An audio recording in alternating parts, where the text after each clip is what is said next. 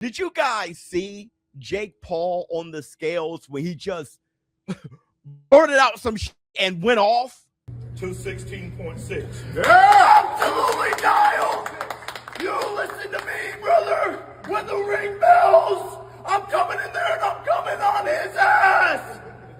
You know who I are? I are him.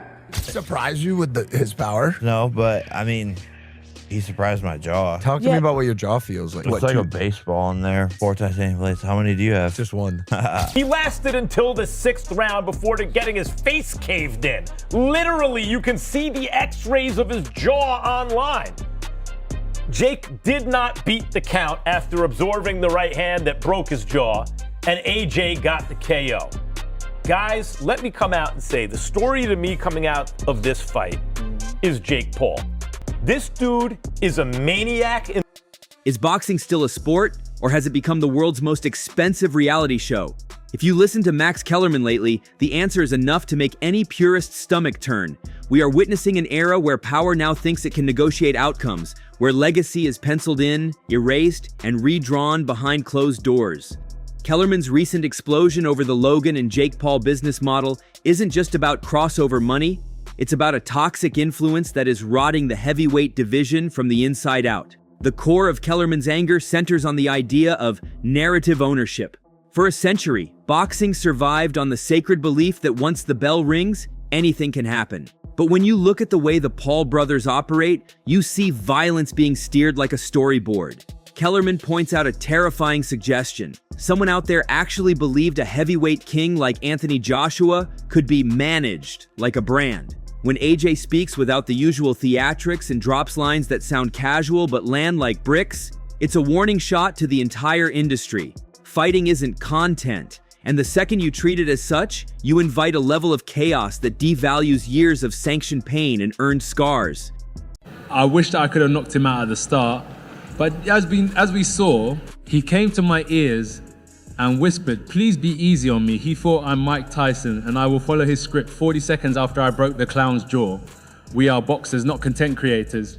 I wish that I could have knocked him out at the start, but as we saw, I didn't want to put him down early. You all know I was handcuffed. I don't want to say anything that I will be regretting in the future, but all I can say now is the first 20 seconds was enough for me to end Jake Paul.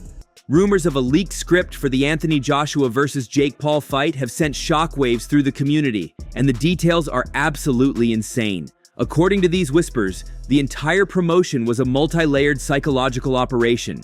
It supposedly began with a fake villain arc where Jake was positioned to fight Gervonta Davis, a fight that was never intended to happen. The goal was to make Jake look like a hero underdog when he eventually stepped up to face a heavyweight giant like AJ. But the most exposed part of this alleged script, a specific no knockout clause designed to ensure the fight went the distance, with Jake being awarded a predetermined win by decision to keep the hype train moving. Anthony Joshua. And the reason has everybody side-eyeing this whole situation. From what's being said, Jake is claiming Anthony Joshua went off script. And when I say off script, I mean there was supposedly a no knockout clause, or at least very specific fight rules, and Joshua hitting Jake so hard that his jaw got dislocated in 2 places was not part of that agreement. Jake basically saying that punch crossed the line from just boxing into what he's calling malicious intent. If Jake is really saying this fight was supposed to follow a script, then what does that say about the event, the Vegas crowd, the betting money, all of that? Because that opens up a whole different conversation nobody wants to touch. If there was a script, Anthony Joshua seemingly ripped it up in the most violent way possible. In the 6th round, AJ landed a right hand so devastating it didn't just end the fight, it shattered Jake Paul's jaw in 2 places. Jake's camp has since hinted at legal action, claiming that Joshua went off script and acted with malicious intent that crossed the line from professional boxing into a physical assault. This is where the psychological knife twists. If a no KO agreement truly existed, then Joshua's refusal to follow it has become the biggest headline in the sport. It proves that despite the influence of Netflix and the lure of 90 million pound gates, not every fighter is for sale. On the Joe Rogan Experience, Rogan and Tom Segura weighed the heavy cost of this managed ambition. Rogan warned that every fighter has a punch card with a limited number of heavy shots they can take. and Paul just made a massive withdrawal. Former Olympic gold medalist. Yeah. A guy who's gigantic in his prime, built like a Greek god. Yeah. And you're gonna stand, and he's a one-punch killer, and you're gonna stand in front of that guy, and he avoided shots till the 6th round. He just started getting tired. Yeah, his movement in that fight was crazy. It was very good. Yeah, it was very good. He was really keeping him moving around the whole ring, and then you can't afford to get tired. That's the thing is, like, he gets tired in a lot of his fights in the later rounds. You should really sort that out. Because if he had a much bigger gas tank, like if he was training with like some of these elite world-class strength and conditioning coaches and just worked on his cardio, he'd be beating way more guys. You think so? Yeah, 100%. But it's like what he's doing is learning how to box, and he's boxing and he's training hard for sure. But to get that world-class gas tank, you need like a Sam Calavita, you need like a Nick Curson, you need like these plyometrics experts that are got heart rate monitors on you, and they're checking when your recovery is ready and go. Yeah. And you're fucking yeah. You need guys monitoring your recovery, monitoring your heart rate variability, your VO2 max.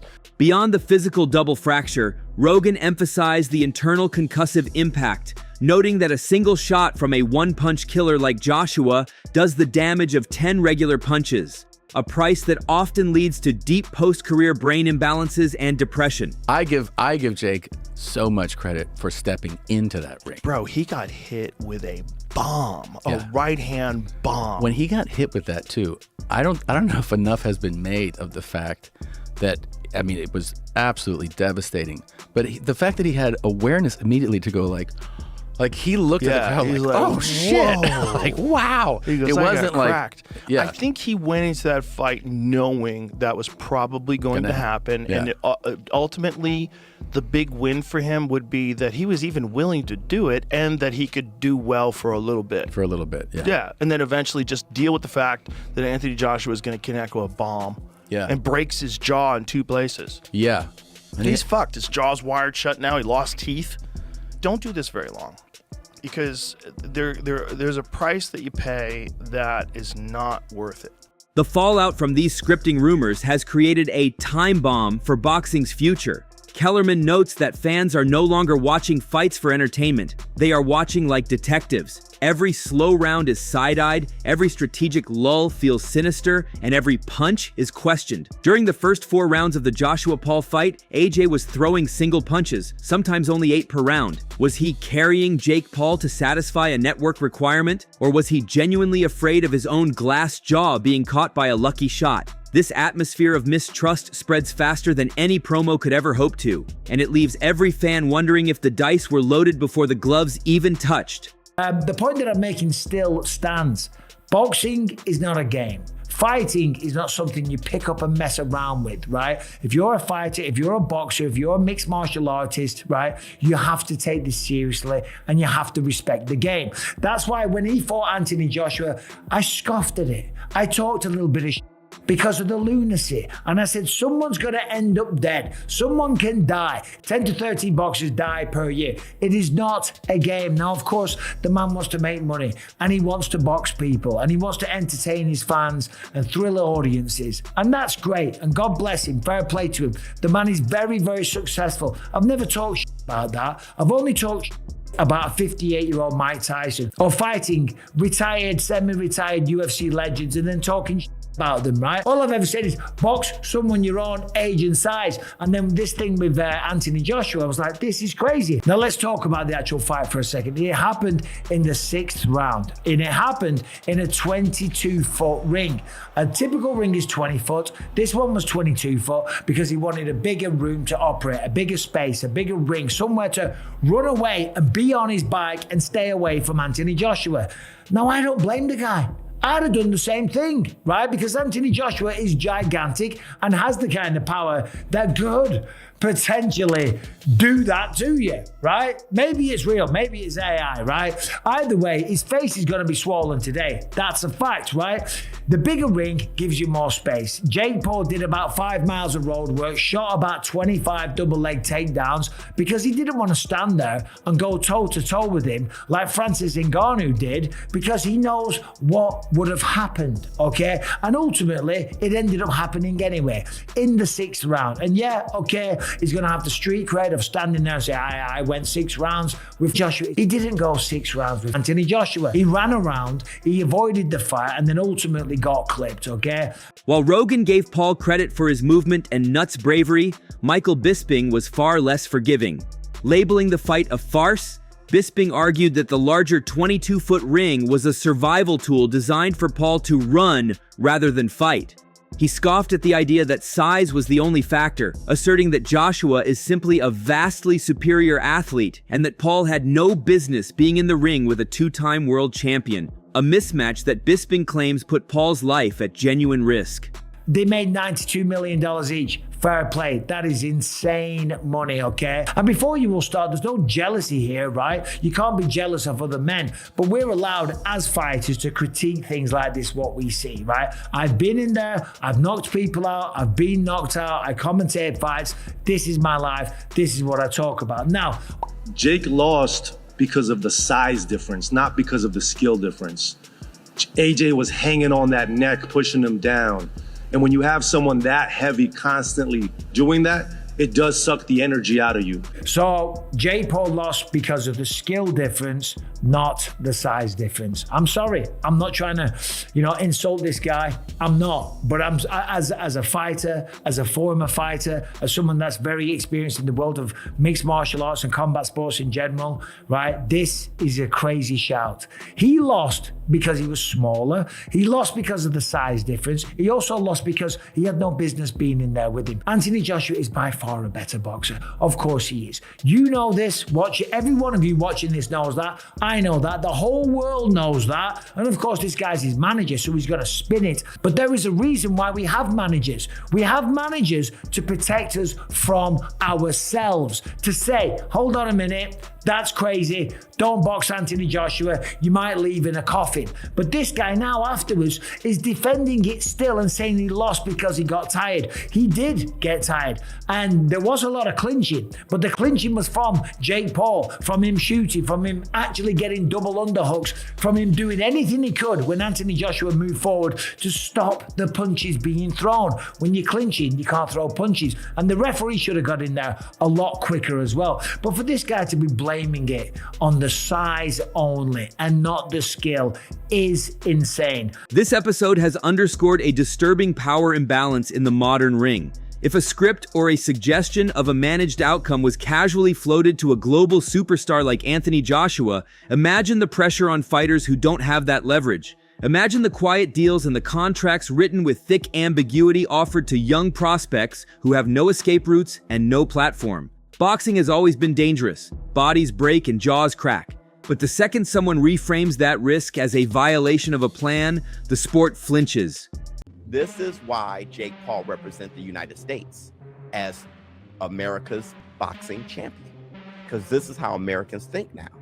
Jake Paul is going to put in a contract and control AJ? He's going to control AJ? We don't know how big AJ is. We don't know shit. We think Jake Paul is so powerful he can control AJ and Tyson in the whole boxing world. He's Thanos with man, bro. I'm telling you, That was not a boxing match. Jake Paul had a very healthy fear for his life while he was in there. He was running away. He was trying to get distance. Then he was trying to step in to win this contest. And then he's trying to get out of the way so that he doesn't get hurt again. He was fighting. He's got to go forward. So now he's clinched him. Now he's dropping down to his knees. He's going below the waist. He's getting a double leg position. Jake was fighting for his survival. You could see that this animal who's been caged and is just trying to make it through. It was incredible. And any boxer that wants to say, well, that wasn't high level boxing, go ahead. I won't argue with you. The ring is no longer a proving ground. It's becoming a liability for the people holding the pens. One of the most controversial elements Kellerman addressed was the pretending that occurred in the early rounds. He described it as looking like a choreographed Rocky movie, where Joshua appeared afraid to let go, just tapping and letting Jake land a few get-off-me shots. That ain't what he's about at this stage and point in his career. This brother means business. Always has. Okay, he is no joke. And he comes in there, he ain't coming in there. The only person that can play around exhibition-wise is Steph Curry on the golf course with him when he's faking and feinting and all of that stuff. That's all. You ain't stepping in a squared circle with and think he gonna play. He ain't playing. For everyone wondering about Jake's strategy, most of the people don't know boxing, but I will outline one thing that even I asked about. The one thing I did see Jake doing in sparring that everyone else saw last night, when Anthony Joshua would lean on Jake, he would go to his knee. Most people thought, oh, Jake's trying to take him down. And I asked him, I was like, why do you keep going to your knee when the big guy is above you and leans on you? He said, they're so heavy, me trying to hold them up wastes so much energy. If I'm under them and they start leaning on me, I'm just gonna drop to my knee. This brings us to the contradictory theories that have fans fried. Did AJ look like a statue because he was protecting a fragile chin? Or was he simply waiting for the clock to hit a certain minute before ending the farce? Tell me you don't hear the integrity of the sport eroding when a heavyweight champion is analyzed for his restraint rather than his aggression. Somewhere, a promoter is sweating because a boundary was drawn publicly, and they don't know how to step around it. The legal chatter, the threats of lawsuits, and the massive payouts are all smokescreens for a much bigger problem. Boxing is facing a future where it might not recognize itself anymore. Kellerman's explosion is a final warning. If the networks and sponsors continue to prioritize global events over legitimate competition, the crater in boxing's legacy will only get deeper. Fighting's not just physical, it's psychological. And when you understand the psychological warfare, I did say to you that, Jake, what's gonna happen? I'm gonna see a time when I'm gonna take your soul and you're either gonna give up or you're gonna get knocked out. And unless you have that instinct, you just will never be a good fighter. So, even amidst rumors of scripts, the financial reality is undisputed. Bisping highlighted the insane $184 million total purse, which saw both men walk away with $92 million each. This staggering figure supports the idea that the business of boxing has shifted. As Bisping noted, while he initially fell for AI-generated images of the damage, the actual double-fractured jaw and missing teeth are the only real truths left in a sport increasingly fueled by misinformation and marketing sacrifices. Men chasing clout don't move with the restraint AJ showed. Men protecting lines they won't cross do. If you're uncomfortable with this reality, good. Comfort is exactly how this scripted culture survives. Jake deserves credit. This is amazing. He's gone 6 rounds with Anthony Joshua. He hasn't gone 6 rounds with Anthony Joshua. He spent 5 rounds on his bloody bike and the other diving for cover. Come on, let's get real about what happened last night. The dude basically used the greedy to hoodwink the stupid. Fair play to the kid, man. He made 50 million plus. I mean, someone's just sent me a message saying that they did 90 million. Respect. There's people out there saying, oh, he kept getting dropped multiple times and getting up. No, he didn't. Stop lying. As we look back at the shattered jaw of the world's most famous influencer, the sport stands at a crossroads. We can choose to believe in the monster fights and the P4P rankings, or we can admit that the greedy have successfully hoodwinked the stupid. Anthony Joshua may have walked away with the win, but he is now staring at a heavyweight legacy that is facing a total implosion of trust.